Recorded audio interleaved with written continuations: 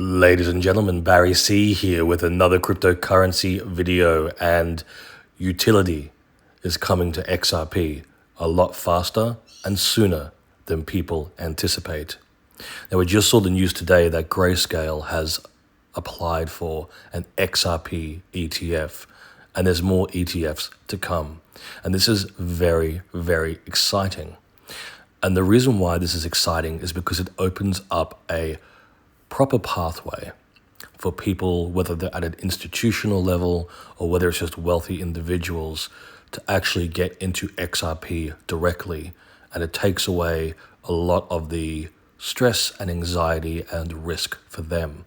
Because here's the thing to consider, ladies and gents, and this is something that I was discussing over a year ago when it was about the Bitcoin ETFs, and it's the exact same thing with the XRP ETFs. For those of us who are in crypto, whether you've been in crypto for years or months or weeks, even days, but once you're in the space and you're in the space for a little bit of time, things kind of make sense in their own strange way. Like, we become used to the volatility of crypto. You know, we can see the market go up and down and sideways, and we see FUD and we see infighting in different ecosystems, especially the XRP community. We see people divided on certain topics. We see a variety of things that eventually become the norm.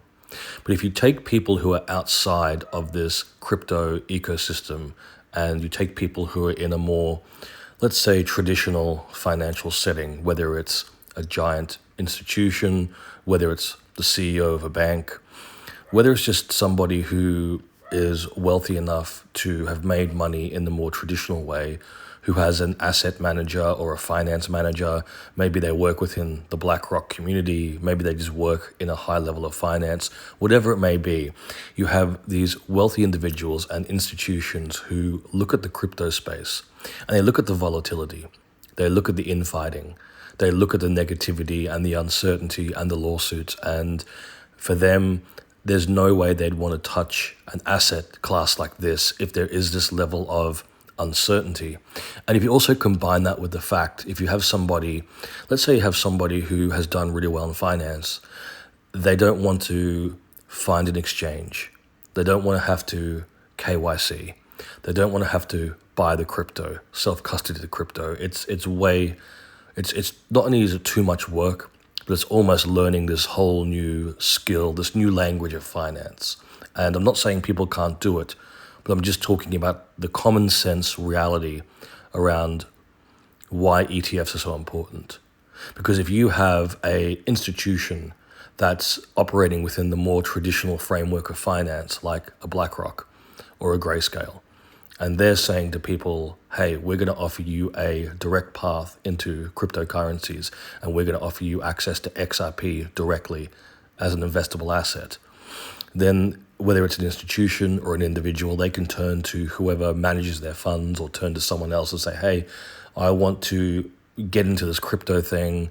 I don't want to have to do any of the work. Let's just go into the ETF. I want to have access to the crypto space, and then you can handle all that for me.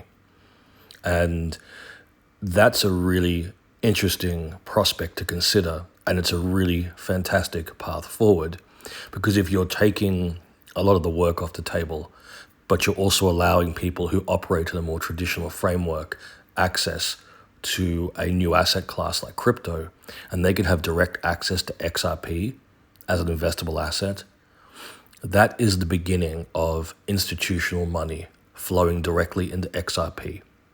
And they don't operate like the typical retail crypto investor. They're not going to put their money in and then it's going to pump 20% and they want to take the profits out. The money goes in and it stays in. And we saw that with Bitcoin at the start of 2024. We saw all this money come flowing in and it stayed in there. And the price of Bitcoin rose rapidly and it stayed up there.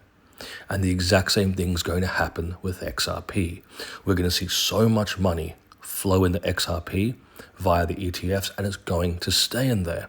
And then you combine that, we are talking about ETFs, a pro-crypto sentiment. We have a pro-crypto president. We have President Trump and his administration, and Trump specifically, meeting with Brad Garlinghouse. They're talking about Ripple. They're talking about XRP. I guarantee they're talking about the future of finance. We are seeing this rapid move forward to a utility run. We're seeing a rapid move forward to mass adoption. And if institutions have a way of getting into crypto that is, I won't say risk-free, but it takes away a lot of the self-responsibility for having to self-custody your crypto. If you can go through a financial institution like BlackRock, then they're the ones who are taking on a lot of the risk. So you can get into crypto with a minimized level of risk. You can get into the number one crypto in finance via the ETF. We're also seeing rapid innovation within the crypto space. It's becoming quite positive. And sooner rather than later, you're going to have banks willing to take on cryptocurrencies. And the crypto that they're going to turn to is the one they've been trialing since 2017. And that crypto is XRP. Now, you could also consider the Ripple stablecoin as well, RLUSD. That has a potential as well to be working within the banks and financial institutions, and that could even be part of a strategic reserve as well. I mean, there's so many possibilities, but it's very clear to me that Ripple is laying the foundation. They've been doing it since 2017 until now. They are setting up these very clear pathways to see that XRP can absolutely be integrated into the way we conduct finance. We're going to see that mass adoption, and it's going to take the financial sector to the next level. And it starts with the XRP ETFs. Because if institutions have that confidence and they're willing to get into XRP, and they can do so easily, swiftly, and like I said, with confidence, then when we start seeing that innovation push from the president and the presidential administration, and banks and financial institutions feel confident that they can embrace blockchain technology, they're going to see that institutions have already been successful with the ETFs, and they're going to see that there's been a lot of success with Bitcoin and with XRP. That is the beginning of the utility run. Because once they have the go-ahead, once they have that confidence returned to the space, and once they, it takes one bank. Let's say it's Bank of America. Let's say they're the first ones to go, we're going to embrace blockchain technology. We're going to embrace Bitcoin or XRP. I reckon it's going to be XRP. It makes sense. It's the crypto that people have been trialing since 2017. Banks all around the world have trialed their on-demand liquidity and cross-border payment. So it makes sense that once they say, yes, we want to embrace blockchain technology, they're going to turn to the crypto they've been trialing. It takes one bank, and then another bank's going to be like, well, we don't want them to have the edge. We don't want them to have the monopoly on crypto. So we want to offer our customers the exact same opportunities. And you're going to see bank after bank after bank after bank coming to the table. And look, whether we like it or not, America is the trendsetter. So if they start the process, the rest of the world will follow. And look, once banks say, yes, we want to use XRP, there's going to be a trial. It's going to take some time. They're going to have to test XRP again. They're going to have to make sure that their trial process is successful. There may be some hurdles. They may stumble. There may be some issues, and that's okay.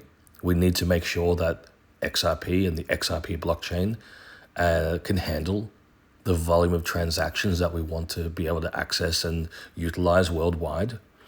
And look, it may even be a combination of cryptos. We may have XRP, XLM, XDC, all coming together in different regions all around the world to facilitate this migration and mass adoption of blockchain technology within the banking and financial space. That's a possibility as well. And look, ladies and gents, this is not financial advice. It's just the perspective of someone who's been in crypto since 2016. And I've seen the way the markets move. I've seen how XRP and Ripple have been working together to create this very obvious path forward to mass adoption. And if you've been in crypto long enough, what we're seeing now absolutely makes sense. it's extremely obvious that these are the things that are being put in place right now to open up that pathway to mass adoption. And look, if America leads the way on that, fantastic. The rest of the world will follow. And originally, I think I discussed this idea in my previous videos about utility taking maybe another 5 to 10 years. My time frame for that has become a lot more immediate. I could see the utility run easily kicking off in 2025. And if we get a BlackRock ETF, as well as a Grayscale ETF, then I think all bets are off. I think things are going to be moving rapidly, really quickly. So buckle up, it's going to get really exciting. And as I said, ladies and gents, none of this is financial advice. If you have enjoyed this video, please like and subscribe. And if you're curious about the other cryptos I hold outside of XRP, consider becoming a Patreon. Click the link in the description below, head across to my Patreon page, and consider becoming a Barry C VIP. There you'll have access to all my cryptos, as well as my buy, sell, and take profit signals in real time.